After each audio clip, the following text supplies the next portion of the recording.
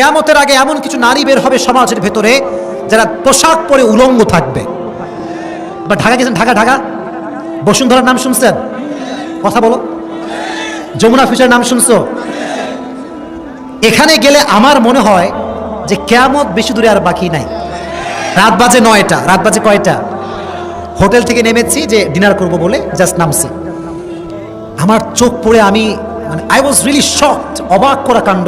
এক মেয়ে জিন্সের প্যান্ট আর টি শার্ট পরে দাঁড়ায় আছে, পুরো ওপেনলি পাবলিক প্লেসে ঘুমাইয়া টানতেছে। নাউজুবিল্লাহ, তো আসতে বললেন আপনারা। আমি দেখে আমার লজ্জায় আমার পুরো শরীরটা কাঁপতে শুরু করেছে। আমি কি দেখলাম এইটা?